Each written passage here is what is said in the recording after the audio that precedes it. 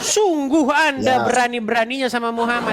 Sudah Muhammad bilang, barang siapa yang mengucapkan kalimat syahadat, walaupun dia maling, walaupun dia berzina, masuk surga. Itulah kenapa Angelina Sondak setelah dia mualaf tetap maling. Tetap korupsi, mencuri uang kita, uang rakyat. Tetap masuk tapi surga, yang yang paling penting syahadat. Yang penting syahadat. Nah, masuk surga. Gimana sih Anda ini?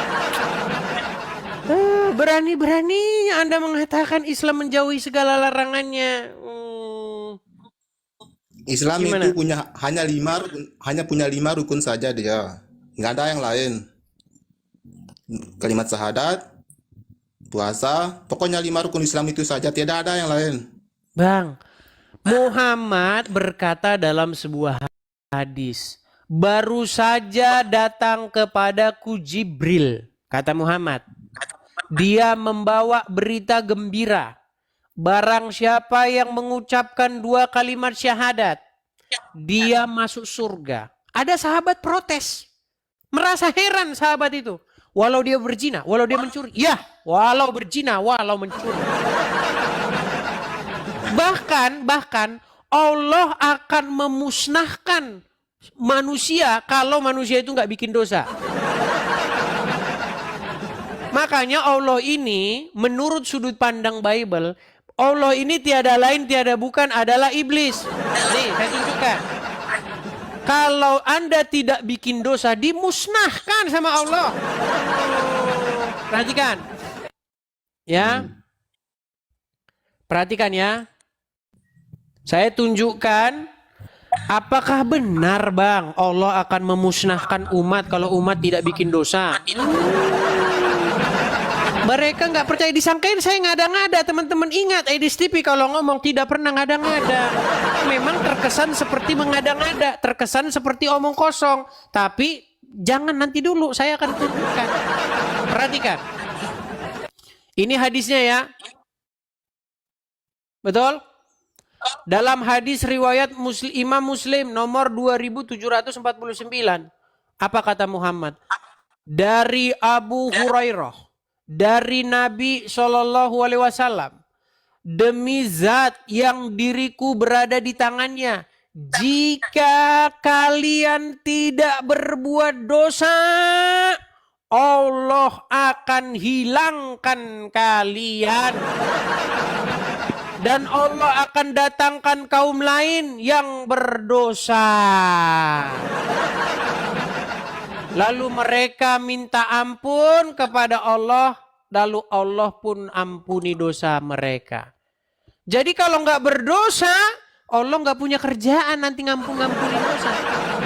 Ya, jadi ayo Muslim bikin dosa biar diampunin sama Allah.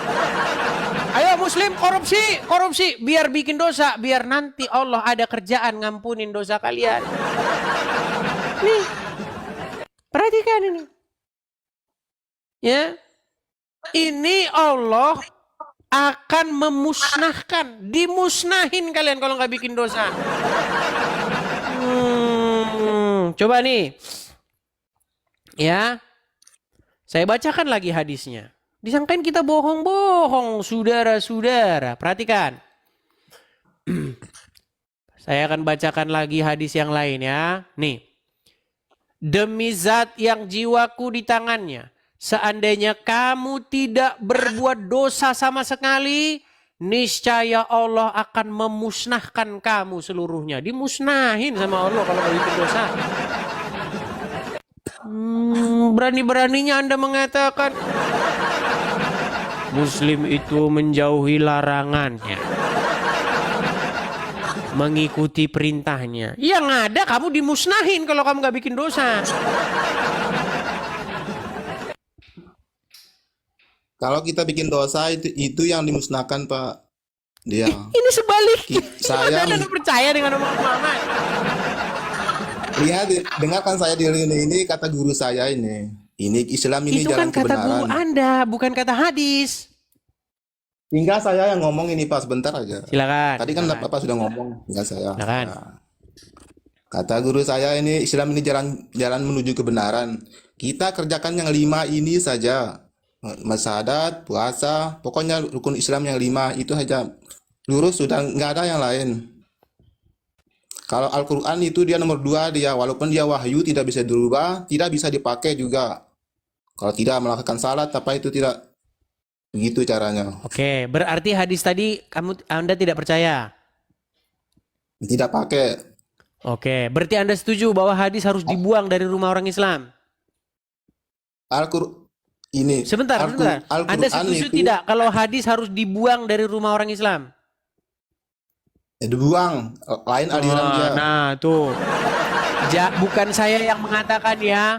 Coba, saya tes dulu. Jangan-jangan Anda bukan Muslim. Coba baca surat Al-Fatihah. Alhamdulillahirabbil alamin, arrahmanirrahim, maliki yaumiddin, iyyaka na'budu wa iyyaka nasta'in, ihdinas siratal mustaqim, siratal ladzina an'amta 'alaihim, ghairil maghdubi 'alaihim waladdallin. Amin. Oke, Anda setuju bahwa hadis harus dibuang dari rumah orang Islam? Ya, kalau lain aliran kita tidak pakai hadis Bukan, itu. pertanyaan saya simpel. Apakah Anda setuju bahwa hadis harus dicampakkan dari rumah orang Islam? Ya, dibuang saja, beda. Lihat itu. Tuh, dia bukan saya yang ngomong, ini Muslim sendiri yang ngomong. Jadi teman-teman, bukan berlebihan saya mengatakan. Jika Anda sungguh-sungguh mendalami hadis, maka akan semakin dekat. Anda akan menelpon tukang loak, tukang pengumpul itu kertas-kertas buku-buku bekas itu untuk datang ke rumah Anda dan mengangkut hadis dari rumah Anda.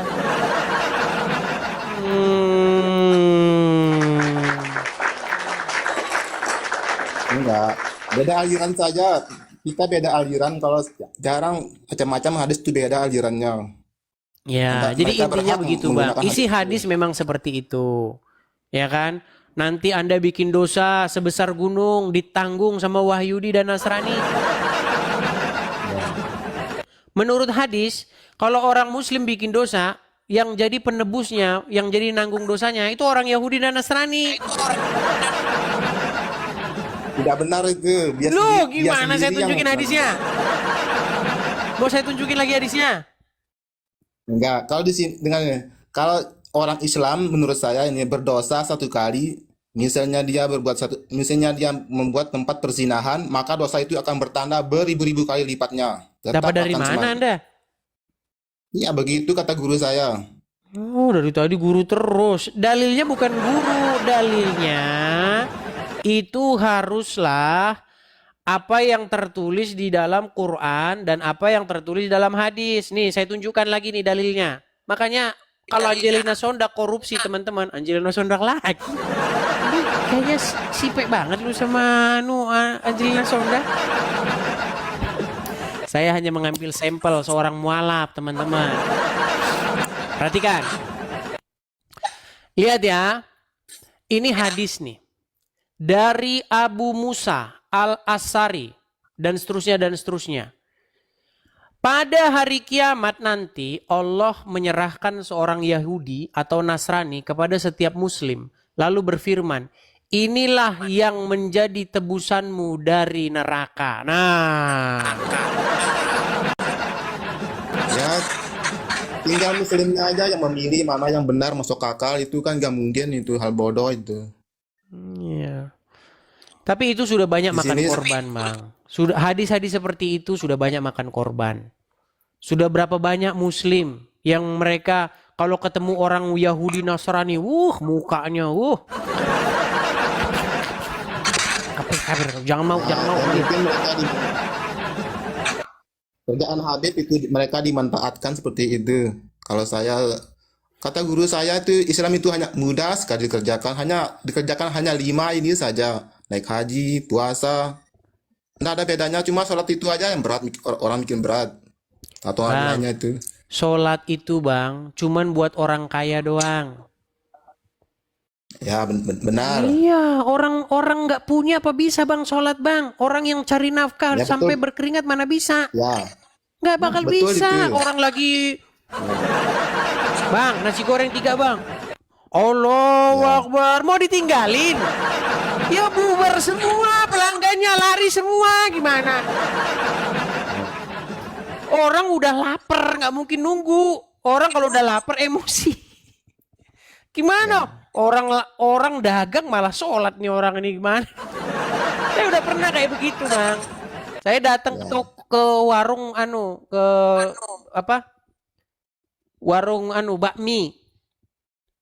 Mau makan malah dipajangin tulisan sedang sholat. Ya pergilah saya. Cari tempat lain. Emang saya kesini bukan mau lihat tulisan sedang sholat. Gimana? Akhirnya apa? Gara-gara terus gitu terus selang sholat, dikit-dikit sholat, tutup. Jadi bang, sholat tuh cuma bikin buat orang kaya doang. Kalau lu kaya ya sholat terus sampai botak, sholat terus nggak apa-apa. Karena duit lu banyak. Bagaimana dengan orang yang nggak mampu? Coba. Ya. Bagaimana yang dia nafkahnya Makanya dia harus di jam tersebut dia mencari nafkah. Iya. Benar, makanya tadi saya bilang saya ini Islam KTP, sholat sih cuma kalau 1-2 kali saya sholat, kalau ya memang Itu pun tidak bang, bisa, itu gitu. pun kalau Anda belajar agama Islam, disuruh sholat tuh tadinya 50 kali. Pernah dengar riwayat itu, cerita itu? Pernah. Iya. Coba, waktu Allah nyuruh sholat 50 kali, dia bercanda atau serius? Allahu alam itu kan kita Nah, nggak tahu. makanya bang, makin kita dengar cerita Muhammad, makin pengen lempar dia dengan sendal.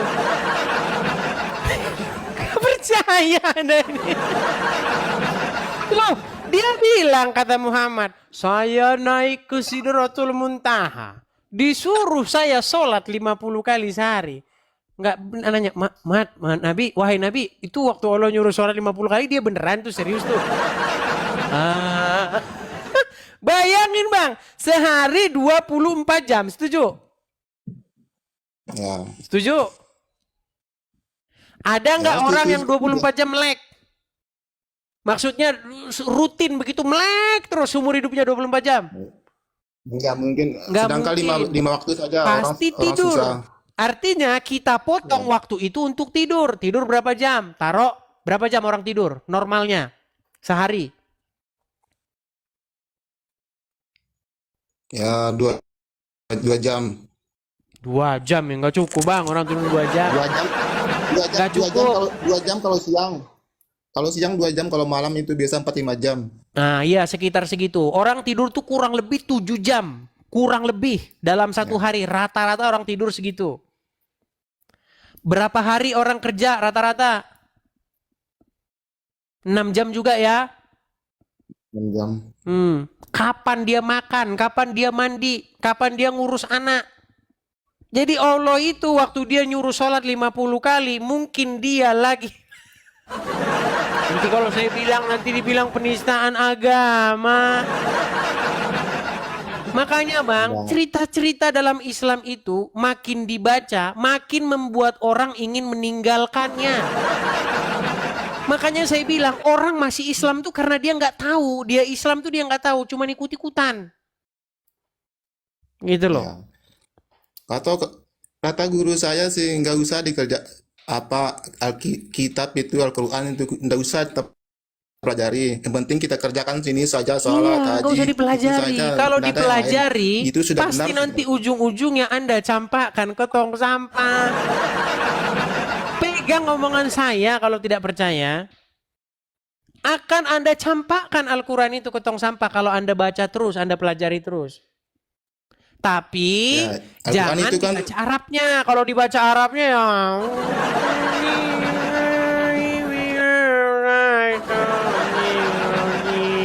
Nah kalau gitu ya Anda nggak tahu isinya apa. Baca artinya, terjemahannya baca. ya Begitu. Al-Quran itu kalau nggak salah itu pedoman, itu petunjuk, pokoknya aturan pakainya itu. Seandainya Nah, kita Al-Quran ada itu masalah, adalah kitab yang paling membuat bingung orang Islam. Kenapa saya pasti katakan ada begitu? Ustaz. Karena tidak ada orang Islam yang tidak bingung ketika membaca Al-Quran. Contoh saja, kita mulai dari ayat pertama saja ya. Ayat pertama misalnya surat Al-Baqarah. Alif Lam Mim. Apa artinya? Tidak Nggak tahu. tahu, makanya bingung. Ya, Zalikal saya kitabu menjelaskan. la raiba fihi hudal lil muttaqin. Apa artinya? Anda tahu. Nggak tahu juga. Ini loh, saya mau jelaskan. Mencuri misalnya. Mencuri ini kan salah. Terus apa hukumnya mencuri? Baru kita cari di Al-Quran itu. Itulah Mencuri petunjuknya di situ berzina dia. masuk surga kata Muhammad. Iya, pokoknya di situ lah apa yang dikatakan Quran itu benar sudah di situ Al-Quran itu. Jangan pakai hadis karena bisa, banyak ribuan sekali hadisnya. Seandainya Oke, sekarang Anda siapakah sudah Nabi Isa itu? artinya Anda sudah mengambil satu langkah pertama. Anda sudah meninggalkan hadis. Nah, sebentar lagi kalau Anda mempelajari Al-Quran, Anda akan meninggalkan Al-Quran juga. Enggak mungkin. Bang, di dalam Al-Quran dikatakan bahwa Muhammad namanya tertulis di dalam kitab-kitab terdahulu. Kitab Taurat dan Injil, betul? Iya, katanya ya begitulah ceritanya. Bahwa Oke, di sebelum mana ada ini, nama bahwa- Muhammad dalam Taurat dan Injil? Ya, saya tidak percaya itu karena saya Itu tidak ayat berbenturan Al-Quran dengan yang masalah itu. bicara. Enggak. Di Quran disebutkan kita bahwa mereka mengenal Muhammad seperti anak mereka sendiri. Tahu? Saya tidak berbenturan dengan masalah itu. Ini saja sholat kalau kita sholat itu apa itu sholat baru kita cari di Al-Quran itu baru kita cari kalau tidak ada Al-Quran baru kita masuk ke hadis baru diterangkan. Tadi katanya pasti ada hadis semuanya di dibuang. situ. Sekarang pakai hadis cari. Kalau nggak ada di Al-Quran cara Bang, tata sholat caranya pakai itu sholat baru harus bahasa Arab nggak? bahasa Arab. Harus bahasa Arab. Bahasa Arab. Di mana di Quran mana sholat harus bahasa Arab? Ya, kata hadisnya begitu harus pakai Tadi bahasa katanya Arab. hadis harus dibuang. Sekarang ambil lagi hadis Enggak. gimana? Enggak, maksud saya tuh ada alirannya beda-beda dia. Oke, Ada sekarang alirannya. ada nggak dalam Ada Al-Quran semuanya. suruh Hanu? Makasih. Ada nggak dalam Al-Quran disuruh sunat? Saya kurang tahu ya, tapi di situ sudah sesunat gitu. Oke lah ya, jangan dipaksakan lah, dia banyak nggak taunya. Oke bang, kita kasih kesempatan ya. Abang dari Bali atau bagaimana bang? Saya dari Sumbawa, ya mungkin anak kampung lah gitu. Sumbawa. Ya. Saya punya teman tuh dari Sumbawa, namanya Saifuddin Ibrahim, kenal? Nggak kenal. Nggak kenal, itu sangat terkenal di NTB, gimana anda ini? Saya belajar Islam itu hanya guru ngaji saja, hanya sedikit sama pahami. Ya, Kalau ada artinya seorang apa itu tuh dari tidak- NTB, tokoh dari NTB ya, dari Bima, namanya Saifuddin Abim. Ibrahim. Dia sudah Ya, lupa, meninggalkan saya- agama Islam itu gara-gara dia belajar agama Islam makanya ditinggalin. nggak mungkin orang Bima itu alim-alim semuanya orang Bima. Ada, mungkin. kalau Pak Saifuddin ada di sini udah suruh naik nanti kamu diajak ngobrol bahasa Bima nanti kamu ngerti. Ya, Ada namanya Pak Saifuddin Ibrahim, tuh teman saya. tapi nggak mungkin orang Bima itu alim-alim semuanya, kan Koreanya juga di sana dia. Ya, belum tahu di. Oke lah, baik ya. Kita kasih naik dulu yang lainnya, Bang ya. Oke, terima kasih Pak kesempatannya. Sama-sama, Bang. Kita turunkan ya, Bang Leni ya. Ya, itulah teman-teman ya. Sungguh nekat yang nyata ya, teman-teman ya.